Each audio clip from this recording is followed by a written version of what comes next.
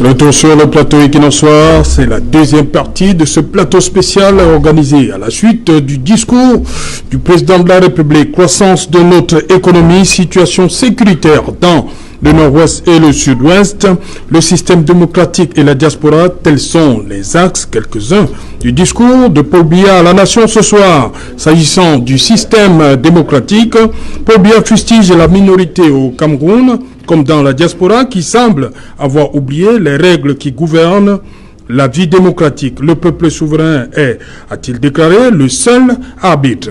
Les résultats d'une élection doivent être respectés et acceptés par tous. Parlant des élections à venir, législatives et municipales, Paul Biya annonce que des dispositions sécuritaires ont été prises sur l'ensemble du territoire et que, si cela est nécessaire, elles seront davantage renforcées. À propos de la diaspora, dont il reconnaît le comportement excessif, Paul Biya l'invite à s'abstenir des propos négatifs à propos de leur pays d'origine. Sur la situation dans le nord-ouest et le sud-ouest du Cameroun, Paul Biya a reconnu que l'activité criminelle des groupes armés continue de perturber la vie économique et sociale dans ces deux régions. Pour cela, Paul Biya promet à ceux qui s'obstinent à demeurer dans la mauvaise voie qu'ils seront combattus. Les forces de défense et de sécurité, a dit Paul Biya, feront une fois de plus leur devoir avec mesure, mais sans faiblesse. Pour en reparler donc sur ce plateau, Signor Barissa, you're welcome once again. Thank you. Voilà. En quelques mots, qu'est-ce que vous retenez du discours de Paul Biya? Oui, mais je l'avais anticipé, j'ai dit que je m'attendais à un discours bilan. Mais le discours bilan a été renforcé de menaces. Voilà. Et au point où je suis obligé de me demander, mais à quelle sauce va-t-on nous manger? Parce que vraiment... Il a menacé qui? Les mesures sécuritaires seront renforcées au besoin. Ceux qui sont dans les bourses, s'ils ne sortent pas... Non, il a dit c'est pour les scrutins. Mais ça veut dire qu'il n'y aura pas d'accalmie. À un moment où le cardinal Toumi dit que certains sont en train de rentrer. Aujourd'hui, on annonce que d'autres sont arrivés à Yaoundé. Alors, s'il faut augmenter la pression sur la guerre, vous croyez que l'accalmie, ça va continuer ou ça va baisser? On va rentrer ou bien la paix va revenir?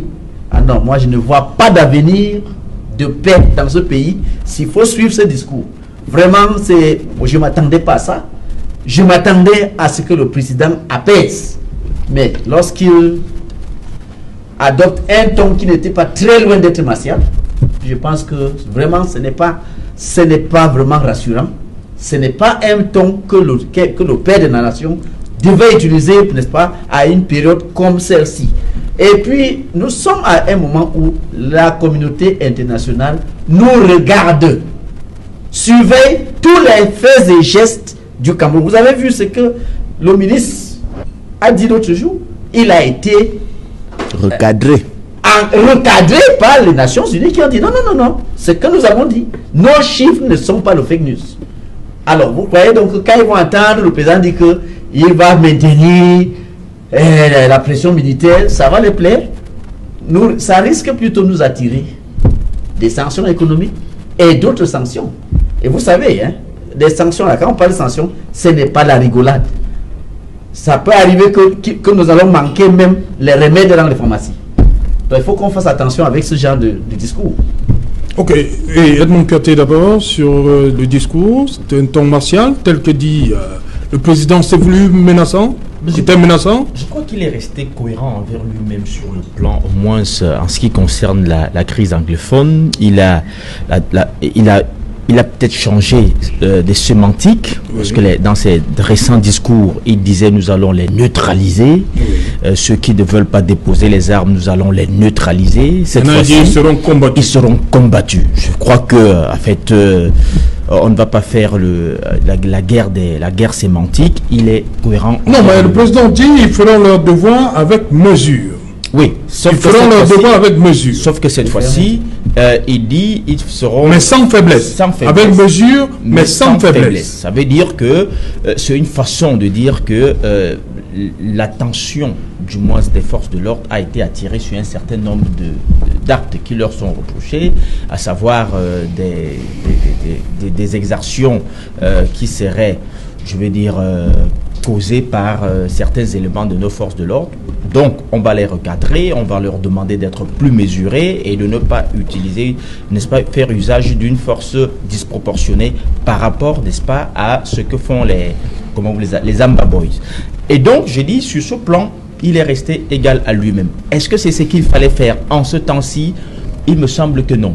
Il me semble qu'on avait besoin, en ce moment-ci, d'un discours beaucoup plus rassembleur, beaucoup plus apaisé. Je crois qu'il aurait pu dire autre chose, du moins après le grand dialogue. Moi, j'attendais autre chose. J'attendais, par exemple, l'annonce de l'implémentation à court terme, n'est-ce pas, des résolutions ou des recommandations du grand dialogue. Moi, je l'attendais et j'attendais qu'un accent soit mis, par exemple, sur les mesures qui vont être prises dans les jours à venir pour, n'est-ce pas, davantage mettre du contenu dans le statut spécial. C'est ce que j'attendais. Je n'attendais pas un ton martial. Je ne l'attendais pas. Bon, maintenant, il y a autre chose dans le discours. Il a effectivement confirmé qu'il y aura élection. Et que si, n'est-ce pas, s'il le fallait, des mesures seraient renforcées, les mesures sécuritaires seraient renforcées pour justement permettre la tenue des élections. J'entends par là dans les deux régions, à savoir le nord-ouest et le sud-ouest. J'attends de voir comment, parce que nous savons un peu, nous avons, n'est-ce pas, le retour, n'est-ce pas, de ce qui se passe sur le terrain à présent, avec des personnes des candidats sur qui on exerce une pression, ils sont obligés, n'est-ce pas, de démissionner, Vous voulez parler des camarades de Jean-Robert Wafo? Je veux parler notamment des camarades de Jean-Robert Wafo du SDF qui tous les jours pondent des communiqués pour se désister, disent qu'ils ne vont plus aller aux élections. Alors, j'attends voir comment ça va se passer en termes de renforcement des mesures sécuritaires pour justement permettre que les élections se tiennent. Et ça, c'est autre chose. Donc, il confirme effectivement que le 9 février, il y aura élection. Donc, terminer les supputations sur ce sens-là, sauf cas de force majeure, il y aura élection au Cameroun le 9 février 2020. Il a également il a brossé un peu des statistiques économiques. Il a dit que notre croissance était à la hausse, mais je crois qu'il faudrait que les conseillers économiques du chef de l'État lui donnent des vrais chiffres. Parce que économiquement, nous sommes un peu atteints. On est vraiment atteints. Et lorsque on décompose, parce que parfois, pris de manière holistique, on a l'impression qu'il y a de l'embellie économique, mais lorsqu'on rentre dans les détails, lorsqu'on décompose tout cela en produits de facteurs premiers, vous comprenez que si rien n'est fait, on risque d'être très atteint. Je dois vous rappeler que l'Institut national de la statistique a fait un travail que je ne trouve même pas suffisant la dernière fois, n'est-ce pas, en indiquant que l'inflation devenait très galopante dans les villes de Douala et autres, Bafoussam et autres. Il faut savoir que si rien n'est fait, cette inflation va aller croissante et ça va entraîner une pénurie. On va avoir une pénurie parce que un grand bassin de production, notamment le sud-ouest et le nord-ouest, sont en panne.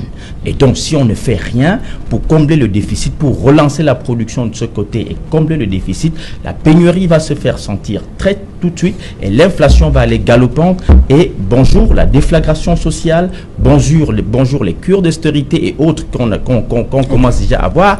Et donc, il faut faire très attention. Je voudrais que les conseillers économiques du chef de l'État lui donnent des vrais chiffres au lieu, n'est-ce pas, de lui donner des chiffres comme je vois avec le taux de croissance qui est même à la baisse parce que nous sommes passés de 4,2%, nous sommes à 3,8%, 3,6% et qui ne me semble pas réaliste. Je dis toujours que moi, ce taux de croissance ne me semble pas réaliste, même si ce n'est pas une croissance distributive, c'est une croissance comme ça, prise de manière holistique, avec, n'est-ce pas, des calculs que je ne sais pas trop comment, mais je dis de manière réaliste, on ne peut pas avoir un grand bassin de production comme le sud-ouest qui est paralysé et le nord-ouest qui est paralysé et espérer avoir un taux de croissance au-delà de 2%.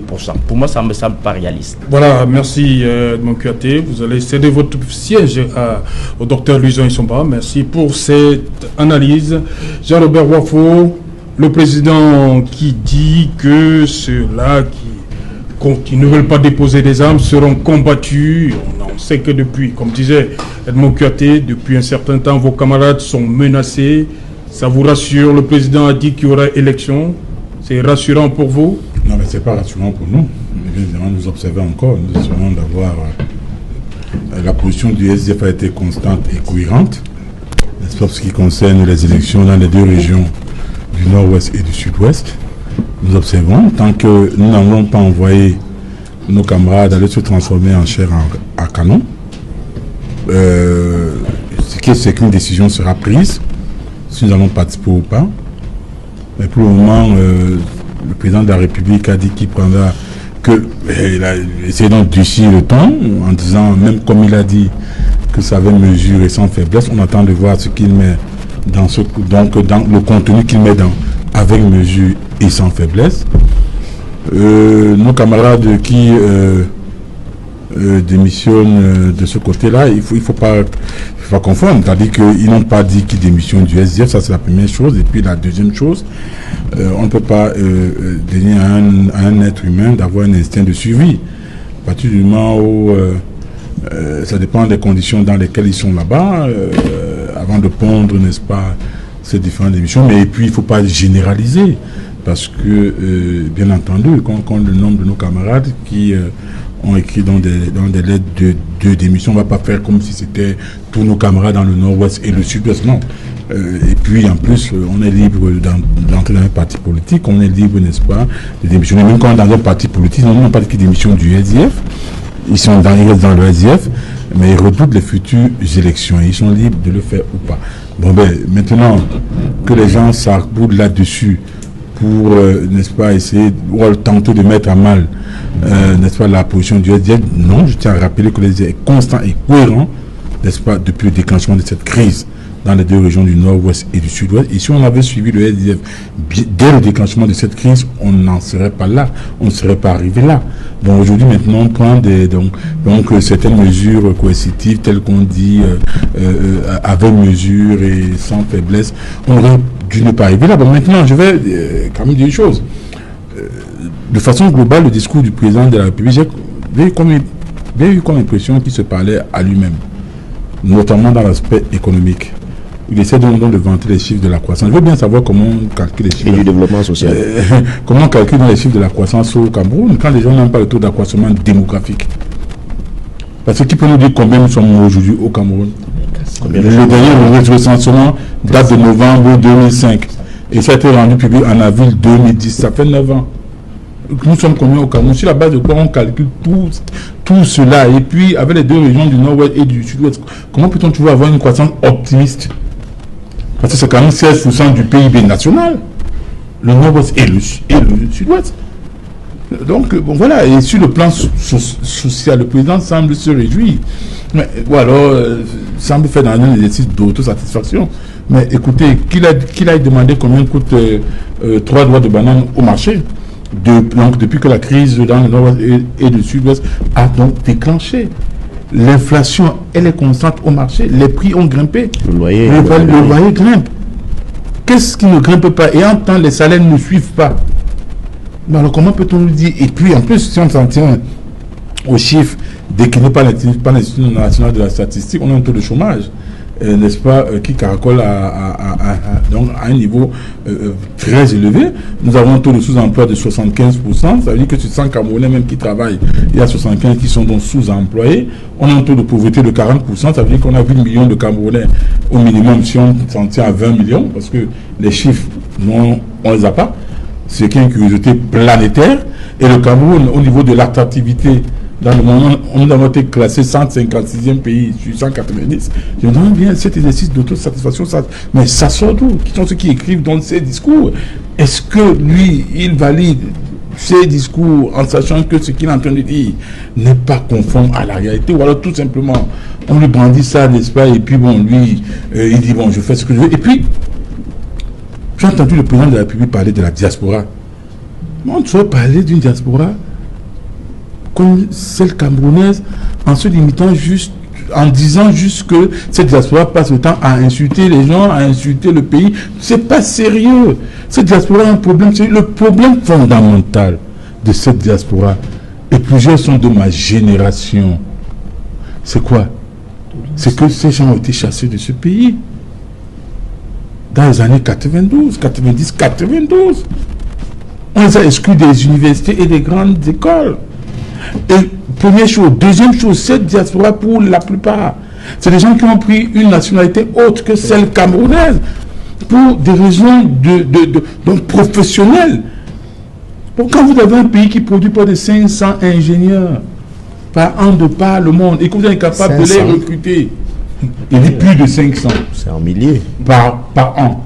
Je dis ingénieurs. Je suis d'accord. Ingénieurs par an. Et quand vous n'avez pas un tissu économique si capable de les... Mais vous voulez qu'ils fassent quoi? Qu'ils rentrent au Cameroun chômé? Mais il faut lever le verrou de l'interdiction de la double nationalité. Mais qu'est-ce qu'on attend? Qu'est-ce qu'ils ont fait à ce régime pour mériter ce qui leur arrive là? Mais vous vous rendez compte? Et ce qui est paradoxal là-dedans, c'est quoi? C'est qu'on trouve des membres de ce gouvernement qui ont fait double nationalité. Mais nous avons vu des gens, un maire ici, à l'époque, elle était maire, aller au consulat de France. Elle votait à la présidentielle, je crois que c'est de 2002.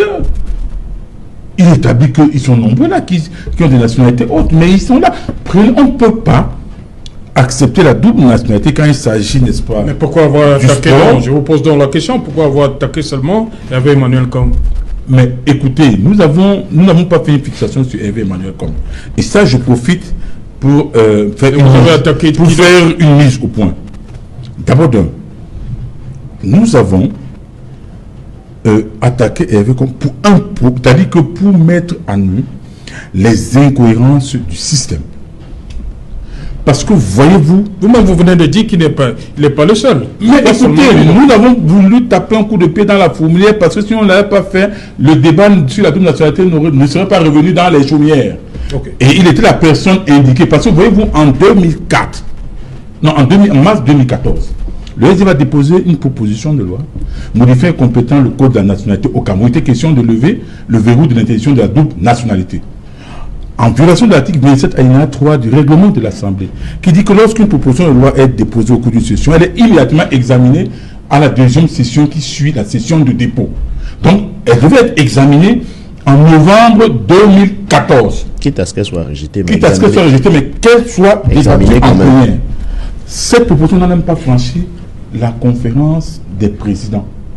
Parce que quand vous déposez, on a soumis à la conférence des présidents, composé des membres du bureau, des membres des présidents du groupe parlementaire, etc. Ça n'a même pas franchi. Alors, nous sommes restés, on a dit, ok, le moment viendra, on va taper un coup de pied dans la fourmilière et les mettre en face de leurs incohérences. Okay. Bon, malheureusement, c'est tombé sur Hervé Emmanuel Combes. Et s'il doit se plaindre, il n'a qu'à se plaindre de son propre parti politique, de sa propre famille politique qui passe le temps à défendre, c'est-à-dire avec abnégation et parfois même avec outrecuidance. Parce que c'est de ça qu'il est question. Okay. Si M. Hervé Combes avait, n'est-ce pas, bougé, fait bouger les lignes, c'était une parenthèse, dans le sens de l'acceptation de la double nationalité, peut-être qu'on n'en serait pas là. Mais comme il passe le temps à défendre l'indéfendable, et à justifier l'injustifiable. Donc c'est tout à fait normal qu'il soit victime des turpitudes de son propre parti. Donc, donc pour chuter, le président de la République, ça c'est pour chuter, le président de la République gagnerait à savoir une chose. On ne combat pas son peuple. Okay. Personne n'est parvenu à combattre son propre peuple. Le dialogue, seul le dialogue peut amener la paix dans les deux régions nord et sud. Et j'ai dit ceci à l'entame de cette émission. Et le président de la République semble être autiste et condescendant par ailleurs pour que la paix revienne assez rapidement. Merci. Il faut passer au fédéralisme. C'est simple. Oui, on a compris. Voilà. Maître Diéwo, vous avez suivi ce discours? Alors, je dois être tout à fait honnête avec vos téléspectateurs. Quand je venais à cette émission, je savais qu'on allait commenter le discours. Oui. Mais j'ai quand même pris la peine de suivre d'abord celui du vrai président avant de lire. J'ai dû lire le discours écrit de M. Biya qui fait l'objet des commentaires que j'entends jusqu'ici. Qu'est-ce que vous retenez donc? Ce que je dois dire que je me suis arrêté sur une formule. Alors, je regarde les Camerounais en face et je leur dis que M. Biya vient de leur dire que si quelqu'un entre chez vous et il vous vole votre téléviseur et que vous criez au voleur, vous êtes en train de porter atteinte à la démocratie. Vous êtes un mauvais citoyen. Vous êtes dans le faux. Parce qu'il nous explique qu'on devait se taire lorsque Transparency International, Fake Version, nous a, pour nourri la vue en s'affichant devant les écrans de notre chaîne nationale pour vouloir crédibiliser des élections qui, tout le monde le sait, peut-être sauf lui-même, étaient fausses. Même M. Ouafou ici présent sait que ces élections ne peuvent pas jurer la main sur le cœur qu'elles étaient crédibles. Mais M. Biya nous explique que si on vous vole, comme on a volé ces élections, vous devez dire Amen et passer à autre chose. Vous n'avez même pas le droit de le dire à haute et intelligible voix. On a commencé à fustiger dans ce réseau, dans ce discours que j'ai lu, je le rappelle, encore une fois, les réseaux sociaux. Mais je crois que plus de 16 000 Camerounais, comme moi, ont utilisé les réseaux sociaux pour suivre le discours du vrai président, alors que sur ces mêmes réseaux sociaux, il y avait environ 6 000 personnes qui suivaient M. Biya. Donc, s'il se plaint des réseaux sociaux, pourquoi lui-même va sur ces réseaux sociaux parfois traiter les gens de followers passifs? Non, pour être un peu plus sérieux, je dois dire que, et je crois que je l'ai dit avant que vous n'alliez suivre ce discours-là, c'était que je ne croyais pas au Père Noël. Et je ne sais pas si vous avez, eu des choses croustillantes à vous mettre sous la dent, mais de ce que j'ai lu de ce discours-là, après celui du vrai président, la seule chose de croustillante qui a à se mettre sous la dent, c'est que désormais, M. Biya devient un peu comme un gueulard de rue. Il se croit obligé de répondre à la diaspora et à ceux qui contestent son pouvoir. C'est déjà une avancée. Ça veut dire que Dieu descend de son piédestal pour répondre aux militants politiques. Et il choisit même déjà les partis dans lesquels les gens doivent militer, en indiquant qu'il faut que les gens aillent dans les partis qui, selon lui, respectent la légalité. C'est-à-dire, si on veut faire une caricature, des petits toutous et des petits matous. Il faut que les Camerounais qui veulent s'exprimer aillent vers des partis qui sont des petits toutous et des petits matous. Ceux qui ne vont pas lui poser de problème. Ceux qui, lorsqu'il perpétrera le 9 février un autre hold-up électoral, lui diront « Bravo, Monsieur le Président, vous avez très bien fait. Continuez comme ça et le Cameroun vous en saura gré. » Donc, c'est au bénéfice de tout cela que je dis, je suis surpris qu'on soit surpris. Je suis surpris qu'on ait des attentes vis-à-vis de quelqu'un qui, depuis une quarantaine d'années, fait exactement la même chose. Bon, j'avoue qu'il y a eu quelques innovations cette année. Il y a ce ton gueulard-là.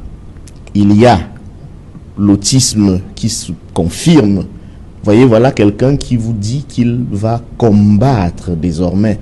Il utilise une figure de style de comparaison pour dire avec mesure, mais avec fermeté aussi.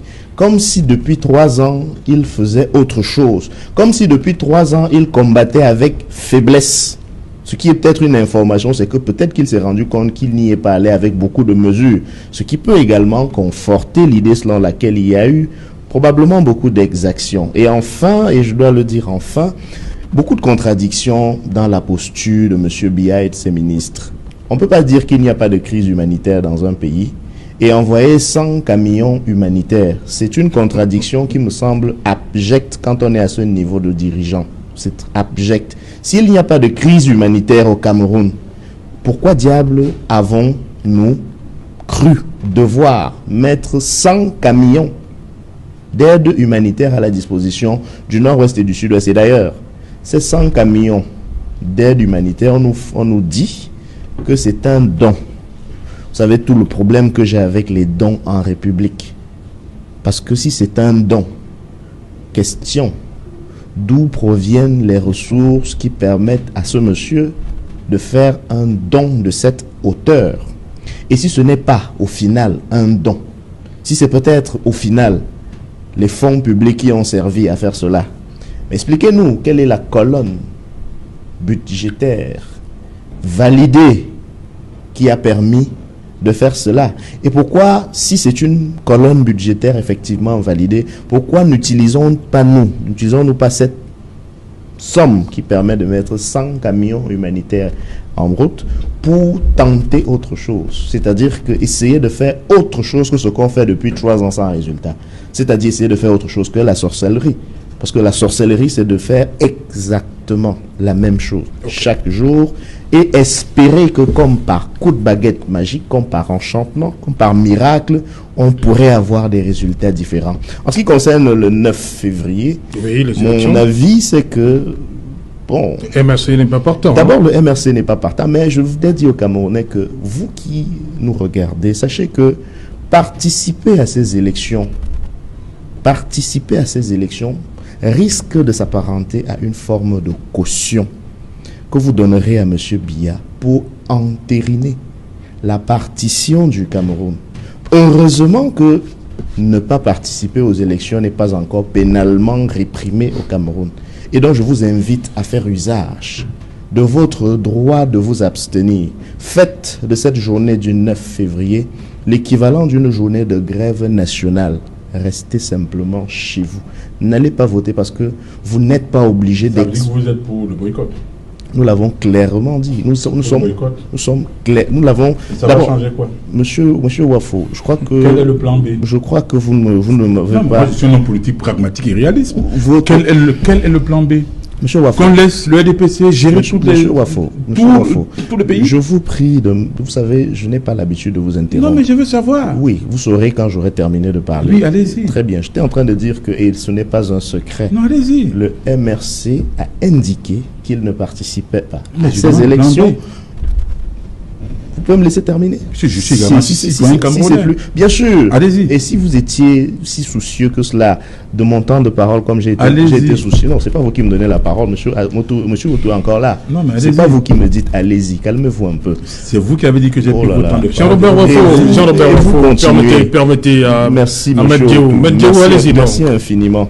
Merci de voler à mon secours quand on me vole mon temps de parole. Vous, au moins, non, allez-y. Le Conseil constitutionnel allez-y, entériner toutes les forfaitures et qui s'apprête à faire la même chose après le 9 février. Je disais donc que nous avons été clairs sur la question du boycott. Le problème n'est pas de savoir si il est bon ou pas d'aller aux élections dans un État. La question n'est pas là. La question est celle de savoir quel est le sacrifice que nous sommes prêts à faire pour que enfin dans ce pays, c'est exactement ce dont j'ai parlé tout à l'heure, c'est d'éviter de faire la sorcellerie. Depuis 1992, nous allons aux élections. Et en ce qui concerne le contexte particulier de 2019 et de 2020 qui arrive, on a une chance unique que à peu près tout le monde de rationnel se soit mis d'accord sur le fait que, en plus après les élections de 2018, il ne faudrait pas qu'il y ait de nouvelles élections au Cameroun sans révision du code du système électoral. D'ailleurs, question qui est intimement liée à la résolution de la crise anglophone, parce que la résolution de la crise anglophone montre une faillite des élites du nord-ouest et du sud-ouest, en lesquelles les populations actuelles ne se reconnaissent plus. Pourtant, c'est des élites parfois élues. Dans le système électoral, même celui qui a permis de faire élire ceux qui sont là, n'est plus de nature à garantir à ces populations-là, à qui vous demandez de fermer les yeux sur les exactions et d'aller voter, ça ne leur permet plus de se reconnaître dans ceux qui seront élus. Et les démissions dont vous avez fait cas tout à l'heure sont un élément supplémentaire d'illustration. J'étais donc en train de dire que, chers Camerounais, vous avez... Sous la menace, il ne faut pas dire l'honorable madame. Vous allez répondre. On va permettre. Oui, rapidement, on va permettre au docteur Luison je dans la rhétorique aérienne.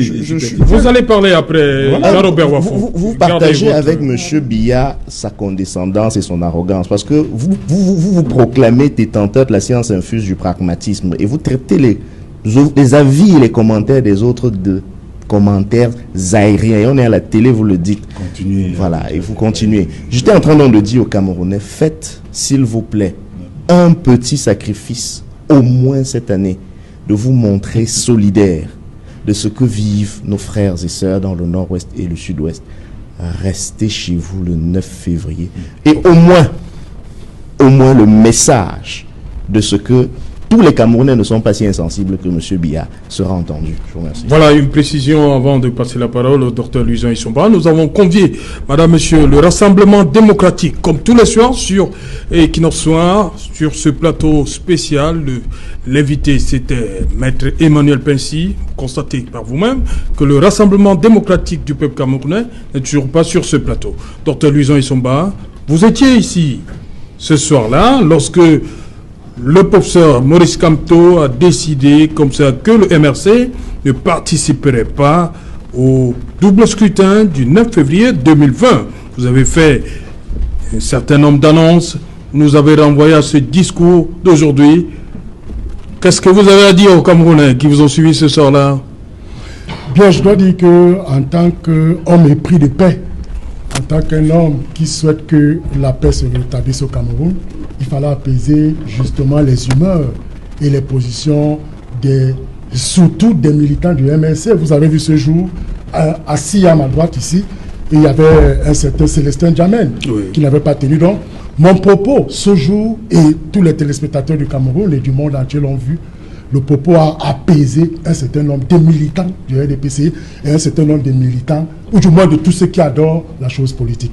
Donc il faut le dire avec emphase et détermination que tout n'est pas perdu. Parce que je reste sérieux et ferme dans ma position de ce que, attendons voir la tenue effective de ces élections. C'est vrai, le président venait d'annoncer un renforcement sécuritaire de haut niveau, mais je dis, il a annoncé, c'est vrai, mais attendons voir ce qui va se passer bien avant ces élections. Alors, ce qui va se passer, vous parlez de la campagne électorale? Non, c'est-à-dire que attendons voir la tenue, parce que moi je reste sceptique de ce que ce double scrutin risque, bien avant même sa tenue, être émaillé d'un certain nombre d'incidences qui peut justement amener les uns et les autres à être frappés d'une psychose qui les amènerait certainement à ne pas aller à ce double scrutin. Donc, je fais juste une projection, compte tenu du contexte sécuritaire qui est certainement justement en train de prendre un sérieux coup. Donc, je peux revenir, si vous le souhaitez, sur la allez-y. Alors, comment j'ai perçu le discours, l'adresse du président de la République? Je dois vous avouer que je peux l'analyser sur l'aune de la forme et du fond. Donc, déjà dans la forme, j'ai vu une attitude d'un chef d'État, une posture autoritaire, ferme, une allure presque impériale. Et nous avons vu qu'au départ de son discours, le président avait un ton calme. Mais au fur et à mesure, à étape par étape, le discours devenait corrosif. Et justement, les Camerounais l'ont senti à la fin du discours, un président de la République qui est sorti même sur un zeste d'humour, parce qu'il a rappelé aux autres que la démocratie, c'est ce pouvoir qui appartient au peuple. Et on ne l'a jamais nié. Donc, c'est le peuple qui a la source du pouvoir politique. Et il a également fini en tensant la diaspora. Vous voyez, il a développé l'idée de ce que nos figures diasporiques doivent comprendre qu'elles ont pour mission de construire l'État, parce que originaire d'un pays.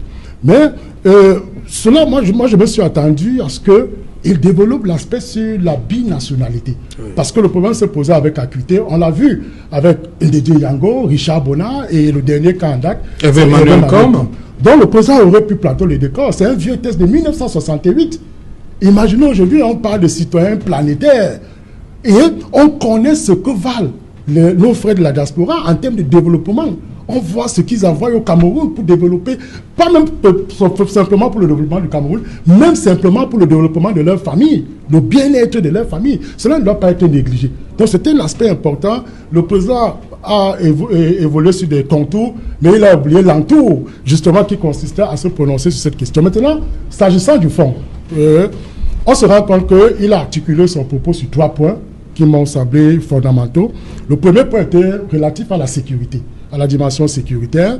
Et sur ce point, il a mis en lumière tous les actes qui ont été pris pour essayer de juguler la crise. Il a mis en place la commission du bilinguisme et du multiculturalisme. On voit comment la résistance continue à se perpétrer malgré tout cela. Et le discours du président tout à l'heure, je me rappelle l'année dernière, il a utilisé l'expression « Nous allons essayer de neutraliser. Les Amazoniens, ou bien tous ceux qui pensent diviser le Cameroun. » C'est la 3e fois. Mais là, aujourd'hui, il a dit « Nous allons combattre. » Et vous savez, il y a battre et combattre. C'est-à-dire que parfois on se bat contre l'invisible, mais combat, ça veut dire qu'on se bat avec quelqu'un qu'on connaît. Et c'est extrêmement dangereux parce qu'on s'attendait que le président de la République penche quand même vers un discours apaisant. Sur le deuxième point, il a évoqué le problème de la croissance économique. Mais il dit justement qu'il s'attaque à ceux qui s'obstinent à demeurer dans la mauvaise voie. Oui. Voilà pourquoi il dit qu'ils seront combattus. Oui, mais justement, il y a un très bel habillage. Quand il dit qu'ils seront combattus, cela renvoie à l'idée de guerre. Oui. C'est-à-dire qu'au citoyen lambda, le combat ici ouvre le front, l'ouverture d'un front. Oui. Voilà. Or, moi, je souhaitais encore l'expression neutralisée. Oui. Me paraissait plus atténuée et plus élégante. Or, mais là, il combat. C'est très dangereux. Maintenant, il a, au niveau de la croissance économique, le président... Mais il dit combattu avec mesure. Oui, moi je pense que c'est un habillage. Voilà. Parce que, vous savez, le président manie très bien le bâton et le chou. En sachant qu'il va combattre, il invoque l'idée de la mesure. La mesure. Mais sans faiblesse. Et sans faiblesse. Sans faiblesse. Donc, il manipule très bien le bâton et le chou, justement pour que les uns et les autres ne comprennent pas la profondeur du message qu'il veut passer. Enfin, sur le deuxième point, sur le point, comment dire d'ailleurs, de la croissance économique, il a évoqué le fait que cette croissance est satisfaisante et que la dette est tenable. Il a invoqué un certain nombre de structures internationales, le FMI, la BAD, la Banque africaine de développement, et il a fait une mention spéciale sur l'Agence française de développement, bon, peut-être pour faire un clin d'œil au président Macron et à la France, pour tout le soutien qu'il reçoit de ce pays-là. Et enfin, il a touché un mot sur le progrès social, où il a insisté sur une vision consistant à l'amélioration des conditions de vie des Camerounais. Mais on s'interroge finalement. Alors, la question finale, c'est de savoir est-ce que en réalité ce discours colle à la réalité et colle à la réalité. Est-ce qu'en effet ce discours colle à la réalité quand on sait qu'aujourd'hui, pour apprécier le taux d'indice ou d'épanouissement d'une population, ça se voit sur le panier de la ménagère. Allez-y voir, aujourd'hui, les familles souffrent. Et même, au-delà de cela, les enseignants d'université, je profite de le dire, nos conditions ne sont pas améliorées. Nous sommes les derniers en Afrique centrale et même dans la sous-région d'être traités sur le plan salarial de la plus mauvaise des manières. Donc, tout cela consiste à dire que le président de la République nous a livré un discours, mais nous restons sur notre fin sur un certain nombre d'implémentations pratiques de toutes les précisions, surtout tout le grand dialogue qui a eu lieu et qui nous sert aujourd'hui un grand statut spécial que nous avons.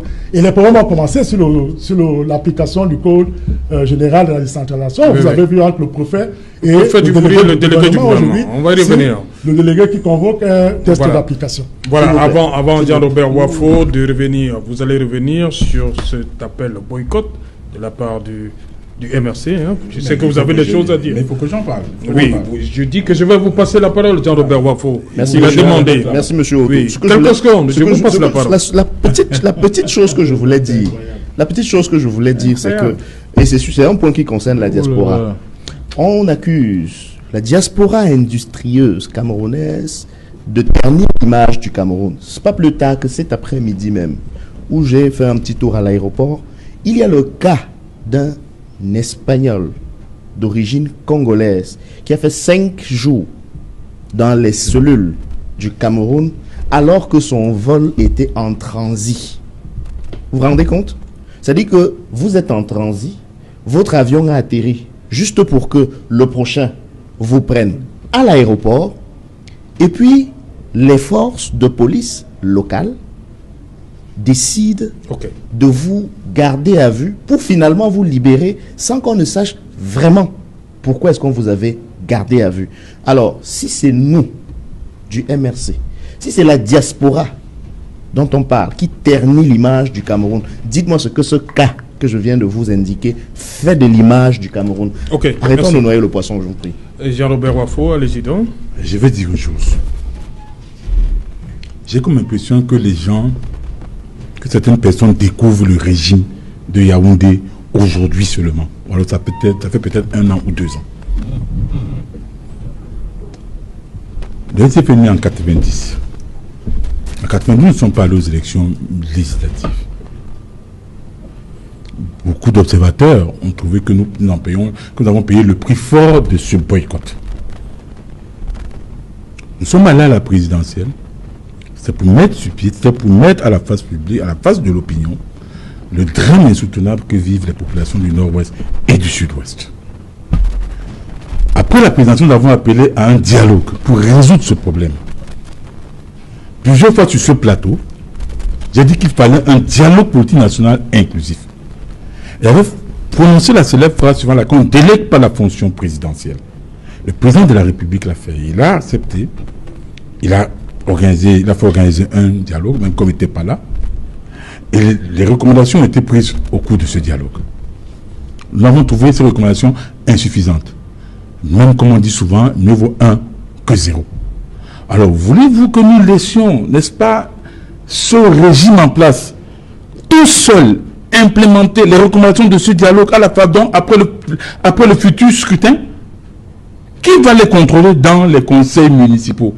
Qui va les contrôler au niveau de l'Assemblée nationale? Parce que voyez-vous, quand on parle de ce statut, quand on parle du code général des collectivités territoriales décentralisées, j'ai dit qu'il y a des insuffisances, j'ai dit qu'il y a eu des pièges. Par exemple, le rôle prépondérant de la tutelle, le rôle du médiateur qui sera nommé c'est-à-dire qui sera nommé par le président de la République et sur proposition et du représentant de l'État et du président du conseil exécutif régional. Mais déjà, le fait déjà de mettre cela, c'est déjà, c'est-à-dire quand même, quoique insuffisant, c'est quand même déjà une petite avancée. Quoique insuffisant. Mais maintenant, il y aura des améliorations. Je prends par exemple le cas de ce code général des impôts. Le recrutement et la prise en charge du personnel préscolaire, maternel et puis primaire. C'est ce que nous avons demandé depuis.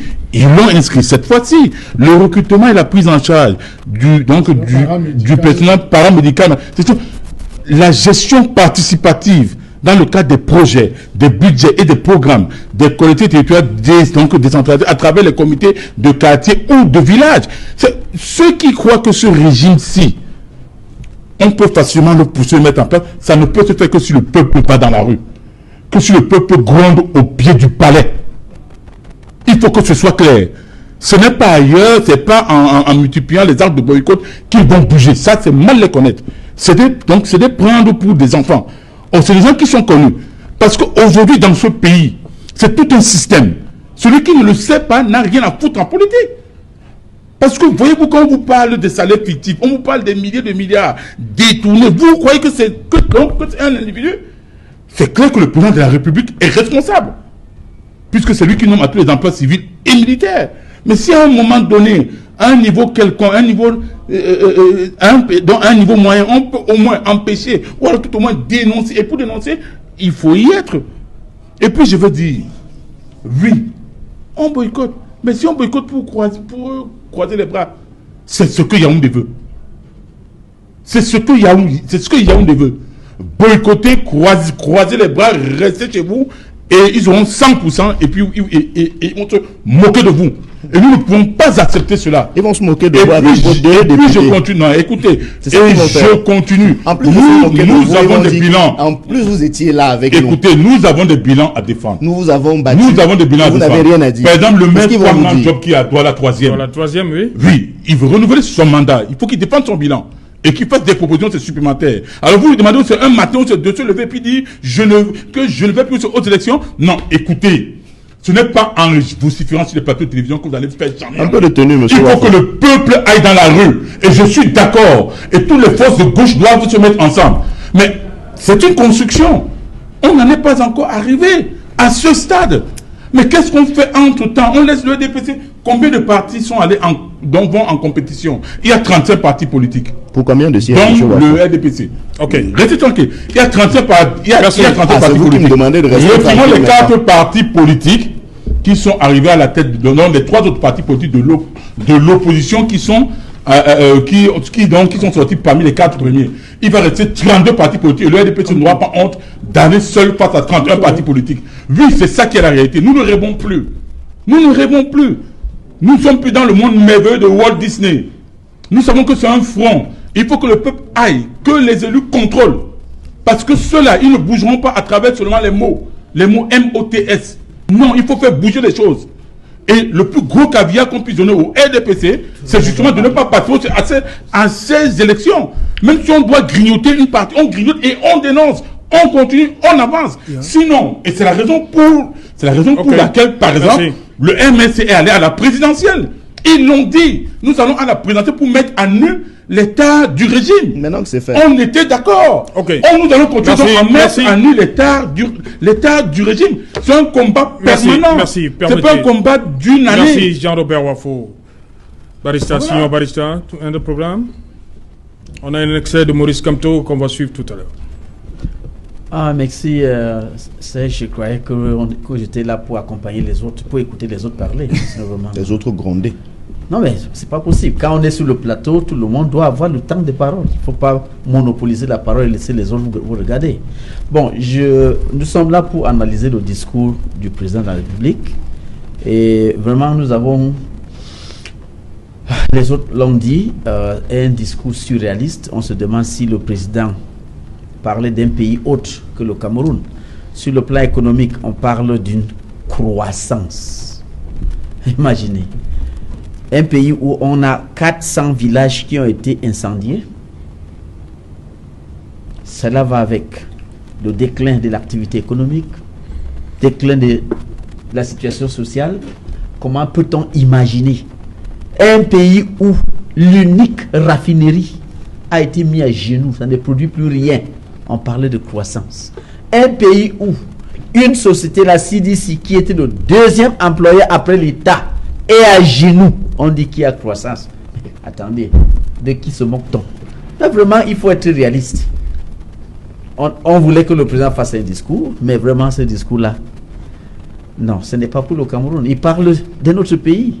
Sur le plan économique, le Cameroun était un grand pays producteur de l'huile de palme. Aujourd'hui, nous en importons du Gabon. On en importe du Gabon. Et on nous dit toujours qu'il y a croissance. Mais vraiment, il ne faut pas qu'on se moque de nous. Avec tout ce que nous avons dans la rue, comme déplacés internes, qui manquent de quoi manger, qui manquent où dormir, on dit qu'il y a croissance. Et vraiment, non, ça ne tient pas. Il faut que le président qu'il colle vraiment à la réalité de son pays. Le pays va très très mal. Ça va très très mal. Et vraiment, les Camerounais ont besoin d'avoir un espoir. Et je pense que ce discours n'a pas donné d'espoir au Cameroun, n'a pas permis aux Camerounais de rêver. Ça nous permet plutôt de nous remettre en question et nous demander est-ce que vraiment ce gouvernement va nous amener vers un lendemain meilleur. Ok. Voilà, on va donc écouter le professeur Maurice Kamto, président du mouvement pour la renaissance du Cameroun. Il critique comme ça le statut spécial octroyé aux régions nord-ouest et sud-ouest du Cameroun. Il pense également que le grand dialogue national a échoué. Professeur Maurice Kamto.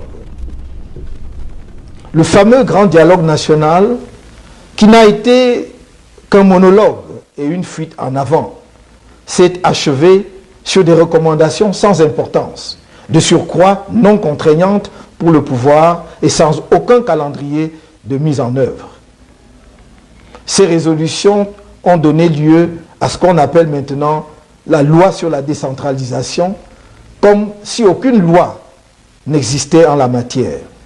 La grande trouvaille du grand dialogue national est d'avoir découvert une proposition que nous avions faite en 2017, en conformité avec la Constitution de 1996, qui prévoit en son article 62, alinéa 2, la possibilité d'un statut spécial pour certaines régions du pays. Le grand dialogue national le découvrait 23 ans après l'adoption de la Constitution de 1996 et 3 ans après le début du conflit armé dans le nord-ouest et le sud-ouest. Au regard de la profondeur du climat de défiance des populations du nord-ouest et du sud-ouest vis-à-vis du pouvoir en place et de la persistance du conflit armé qui a causé des dégâts humains, économiques et sociaux importants, cette loi sur la décentralisation arrive sans doute trop tard et offre très peu pour la résolution de la crise. Aujourd'hui, la situation sécuritaire et politique du pays commande une franche discussion entre Camerounais sur la forme de notre État. Et pour être porteuse de paix, une telle discussion ne doit pas être fermée au débat sur le fédéralisme. Faire cette affirmation n'est point faire l'apologie de la sécession ou du séparatisme, car il convient de le souligner. De nouveau, le fédéralisme n'est pas synonyme de séparatisme ou de sécession. La position du MRC sur le séparatisme est connue et constante. La sécession n'est pas une option. Cependant, nous sommes convaincus qu'il faut dialoguer avec tous les Camerounais, sans exception, y compris ceux qui défendent pour le moment la thèse de la sécession, les fédéralistes, les centralistes, qu'ils soient au Cameroun ou de la diaspora. C'est d'ailleurs l'unique voie qui reste au pouvoir en place pour éviter le risque d'implosion du pays. C'est une question de pragmatisme. On ne cherche pas à faire la paix avec ceux de son bord, mais avec ceux avec qui on est en désaccord. Voilà, retour sur le plateau qui n'en soit, le professeur Maurice Kamto qui en appelle à un dialogue inclusif.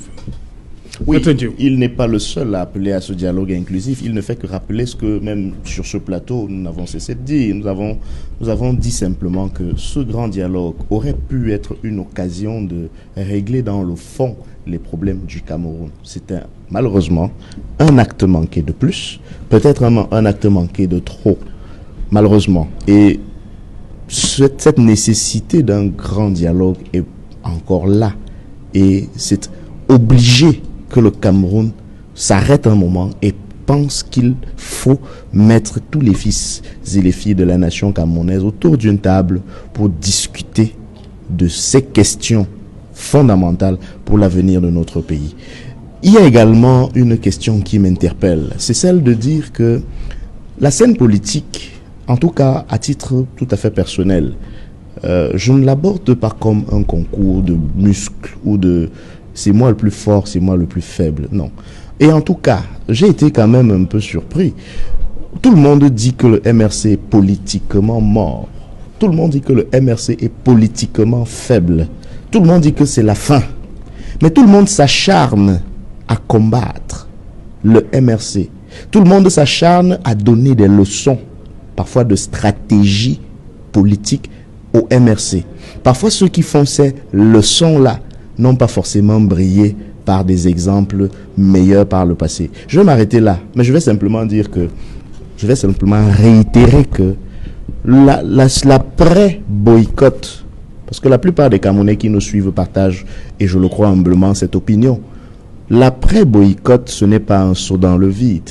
Et le discours du vrai président, comme moi j'ai suivi, a annoncé une phase 3 du plan national de résistance, qui est effectivement la réponse à la question que M. Wafo m'a posée tout à l'heure, à savoir, après le boycott, quoi? Après le boycott, il y aura la phase 3 du plan national de résistance qui, comme toutes les autres phases, s'attache à des moyens pacifiques d'expression et par lesquels nous espérons pouvoir amener le gouvernement de Yaoundé à savoir que les Camerounais, quand ils s'expriment, c'est du devoir de la République de les écouter. C'est de ça qu'il est question. Et nous le disons tout à fait humblement. Nous le disons parce que nous sommes un parti politique et nous pensons pouvoir apporter notre pierre. Nous disons cela au bénéfice de modestes réflexions que nous pouvons avoir menées en notre sein. Et nous ne le disons pas parce que nous pensons avoir la science infuse. Nous ne le disons pas parce que nous pensons détenir la stratégie magique. Mais nous le disons humblement parce qu'à notre avis, nous pensons que c'est par ce moyen-là qu'on peut arriver à faire bouger les choses. Les élections qui arrivent, quand vous regardez le cumul, par exemple, des candidatures autres que celles du parti au pouvoir, vous allez remarquer que même si je suis d'accord sur le fait qu'il faut occuper les fonctions, ce n'est pas de nature, même simplement à représenter une minorité de blocage. Et le risque, c'est que cette participation-là finisse par donner le prétexte au gouvernement pour dire ceux qui se plaignent de ce que les règles ne sont pas bien mentent. La preuve, les tels sont allés à ces élections-là avec nous. Et ce serait une manière de plomber toute la revendication que le corps social entier porte vers la nécessité d'avoir des règles du jeu électoral consensuel, la nécessité d'avoir un nouveau cadre de nos institutions et de notre vivre ensemble. Docteur, je m'arrête là, monsieur. Est-ce que la classe politique camerounaise et même le peuple, ceux en âge de voter, devraient suivre l'appel que lance Maître Diop? Ce qu'on doit pouvoir indiquer, c'est qu'on ne peut pas avoir une élection de 100% de participation ou de 0% de participation. c'est-à-dire que c'est impossible. Il y en aura toujours une frange qui va décider de, comment dire, de se plier au jeu du citoyen, c'est-à-dire que d'aller accomplir son devoir civique et moral et même politique. Donc, ce que moi j'ai voulu dire pour entrer dans cette élection, et comme je l'ai indiqué tout à l'heure, vous savez aussi que la forte militarisation, comme le président l'a annoncé, c'est-à-dire renforcer la sécurité avec une forte militarisation sur le terrain en ces occasions du 9 février, ce double scrutin. Cette forte militarisation peut être aussi à l'origine d'un retrait stratégique des populations, parce que on ne peut pas faire de la démocratie dans, comment dire, dans du désordre ou bien dans l'influence psychologique de ceux-là qui vont aller porter leur choix pour les dirigeants de notre pays. Donc, je voudrais un peu révéler, M. Serge Tour, si vous le permettez. Je pense que le président doit rester dans la logique de la recherche permanente de la paix. On a souvent dit, vaudrait mieux 10 ans de négociation qu'un seul jour de guerre. Parce que quand on annonce la guerre, ça peut être très dangereux. Donc, il faut rester dans la logique de la négociation perpétuelle. Et cette négociation perpétuelle peut se résumer en une amnistie générale de tous ceux-là qui ont été incarcérés et embastillés dans le cadre justement de ces opérations sécessionnistes ou des manifestations d'humeur. J'ai par exemple suggéré la nécessité pour le président de la République de faire non plus un dialogue, un grand dialogue national, mais un dialogue restreint, en invitant un certain nombre de personnalités. Ça n'enlève rien dans sa carrure, sa posture de chef de l'État. Il doit... Ces personnalités, c'est qui? Sissoko Ayutabe, oui. Premier. Maurice Kamto, deuxième. Troisième, Christian Toumi. Et le quatrième, John Fondi. Je pense pour ma part que si le président de la République fait ce dialogue restreint, je dis bien restreint, on n'a pas besoin de mobiliser tout le monde pour que la paix revienne. Ça, ce sont des têtes de pont de notre pays que si elles sont reçues par le président de la République et qu'un certain nombre d'échanges est effectué, je suis certain que le président de la République va réussir l'espoir. Vous dites reçu ou bien qu'elles se retrouvent ensemble? Non, reçu au palais. Reçu au palais, le président peut les inviter au palais. L'un après l'autre? Oui, l'un après l'autre. Pas forcément les quatre à la fois. Oui. C'est-à-dire que le président peut les recevoir une des personnalités après l'autre et à partir de là, mobiliser un certain nombre d'informations. Parce que si Sissoko Ayutabe, on ne va pas l'ignorer. Il est le président de cette structure, imaginaire qu'on appelle l'Amazonie. Il serait important de l'exploiter pour tirer un certain nombre d'informations. Ce n'est pas faux. Monsieur Serge Tour, le président a dit au piédestal des Nations Unies, je suis un mendiant de la paix. Mais il faudrait que cela se concrétise sur le terrain, que le président mendie la paix. Parce que le nombre de morts aujourd'hui, mais ça fait mal aux Camerounais. Écoutez, quand un seul être humain meurt, c'est toute la planète qui pleure. Oui. Mais que les gens comprennent donc la nécessité pour le président. Il a les moyens de le faire. C'est peut-être l'alentour, c'est son alentour qui peut l'endissuader de ne pas le faire. Parce que quand on disait que Maurice Kamto peut rencontrer Paul Biya, vous avez vu, tout ce qui l'entoure, les ministres ont dit non, celui-là c'est qui? Donc, le président ne se déifie pas. Okay. C'est un monsieur qui, je pense pour ma part, et je suis convaincu que si ces personnalités que je cite sont reçues, j'imagine et je suis convaincu qu'un certain nombre de choses peuvent être faites en termes de rétablissement de la paix au Cameroun. Voilà, nous allons donc, madame, monsieur, écouter aussi Cabral Libi Lingué, président du Parti pour la réconciliation. Parti camerounais pour la réconciliation nationale, Cabral Libi.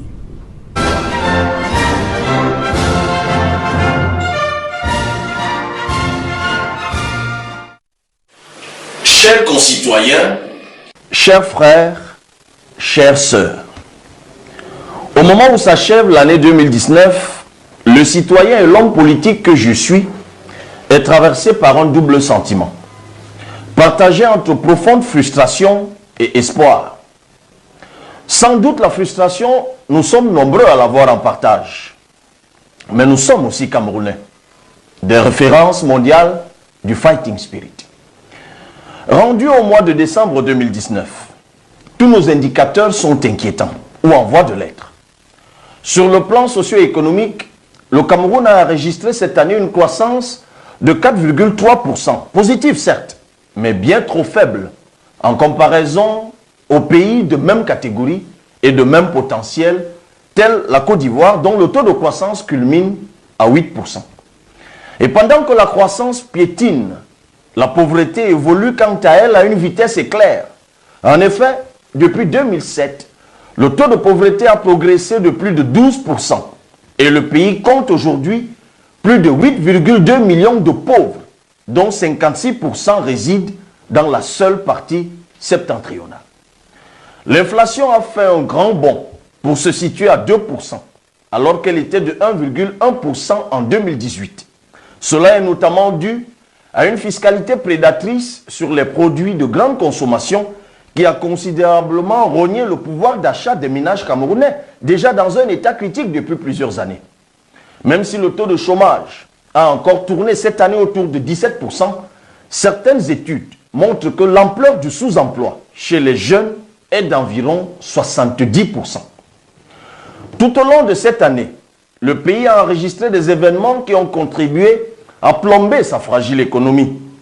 Le fameux glissement de la canne, probablement à raison de la malgouvernance endémique, a compromis cette opportunité pour le pays de bénéficier du boom des recettes touristiques. Sans compter ces chantiers pharaoniques non achevés alors que l'endettement ne cesse de prendre de la hauteur.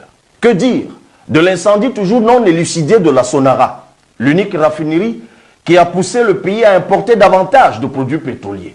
Cette situation contribue à aggraver la balance commerciale qui était déjà déficitaire avant cet incident majeur de 313 milliards de francs CFA, soit 8,3% du PIB. Et les jours qui viennent n'augurent pas de perspectives rassurantes dans ce domaine. La situation des régions de l'extrême nord, du sud-ouest et du nord-ouest a poussé le gouvernement à les déclarer zone économiquement sinistrée, entraînant ainsi des perspectives de recettes fiscales quasi nulles pour de longues années encore. Les autres domaines de la vie de la nation, tels que la culture et le sport, sont quasiment à l'agonie. À l'exemple de la débâcle de notre équipe nationale de football à la CAN en Égypte. S'il y a lieu de se féliciter avec emphase des performances des Lions du volleyball et des U17 au football qui ont remporté des victoires africaines, il demeure que le Cameroun s'est fait remarquer négativement en occupant des places peu envieuses dans des classements internationaux tels que l'indice de perception de la corruption où il occupe la 152e place sur 180 ou le classement Doing Business où le pays est classé 166e en 2019 ayant ainsi reculé de 3 places par rapport à 2018. Voilà, retour sur le plateau Equinox Soir, session spéciale. Merci, cher monsieur, d'être venu pour votre expertise. Nous sommes arrivés malheureusement à la fin. Non, mais je voulais tout juste, dire une. On se serait attendu aussi à un extrait de Nidjon Frondi. Pourquoi Nidjon Frondi? Non, mais écoutez, elle est plus préoccupée par la situation dans le nord-ouest et le sud-ouest. Ok. Et les gens ne vont pas risquer leur vie parce qu'ils viennent prendre des trucs. Bon, ce qui est sûr, c'est pas ce que tout le monde connaît sa position par rapport, n'est-ce pas, à la gestion de ce pays. Je vous ai dit que le président de la République n'a rien dit de nouveau là aujourd'hui. C'est un exercice d'autosatisfaction. Donc et puis moi, ce que je vais dire pour chuter, c'est que Maître Diou, vous avez très bien dit que quand on va aux élections, c'est pour crédibiliser le processus électoral.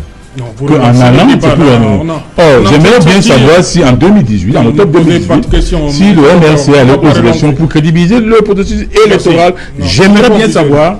Merci, Signor Barista. Ça n'a pas été le cas. Thank you, Signor Barista, for coming. You're welcome, Sesh. Although I've not had time to actually express myself today, I hope next time you will divide the time given to the various participants equally. Because non, je vous ai donné la parole, je vous ai jamais interrompu. Hein. C'est vous qui m'avez remis très souvent la parole. Non, vous avez vu que nous sommes venus aujourd'hui accompagnés d'autres. Non, quand je vous donne la parole, Signor Barista, pour l'exploiter, vous dites deux fois, vous me remettez. Non, je ne vous ai pas remis, on l'a arraché. Non. On me l'a arraché. Signor Barista, vous êtes un habitué du plateau, merci. Ok. Next time. Bonne année aux Camerounais. Voilà. Et vraiment, vivement que la paix revienne, que Dieu touche le cœur de ceux qui sont à étudier pour qu'ils aient une oreille vers la paix. La guerre n'a jamais résolu des problèmes. Aucun dirigeant au monde n'a jamais gagné une guerre contre son peuple. Peut-être que notre président va être le premier à entrer dans l'histoire comme celui qui a gagné une guerre contre son peuple. Mais ça ne se passera pas. Ça, c'est même très important par rapport à votre temps de parole. Voilà. Ça, c'est un message très fort. Si merci. Voilà. Merci, Dr Luzon, d'être venu. Oui, merci. Je crois que le président l'a rappelé, le peuple, c'est la source du pouvoir. Qu'il fait tout pour que son peuple soit épanoui. Et ce serait une très bonne chose. Donc, une bonne année à vos épouses. Maître Diou. Merci, monsieur Otto. Encore une fois, je vous renouvelle mes remerciements pour l'honneur que vous m'avez fait en m'invitant ce soir au milieu de panélistes de haut vol. J'aimerais souhaiter une bonne année 2020 à monsieur Wafo, à Signor Barista, pour qui j'ai toujours une admiration particulière, pour le docteur Luison Essomba à mes côtés, qui sait tout le bien que je pense de lui, et à vous-même, monsieur Serge-Alain Otto. Merci pour cette année que nous avons souvent passée ensemble. Et enfin, je renouvelle à l'attention de tous nos téléspectateurs mes vœux les meilleurs pour la nouvelle année 2020. Et je souhaite qu'elle soit pour eux une année pleine d'espoir. Je termine en leur disant simplement, combattre une tyrannie, c'est obéir à Dieu. Et c'est Thomas Jefferson qui le disait. Merci. Madame, Monsieur, nous sommes donc arrivés au terme de cette édition spéciale Equinox Soir. Meilleurs vœux à tous les millions de téléspectateurs Equinox Soir. Bonsoir, le Cameroun.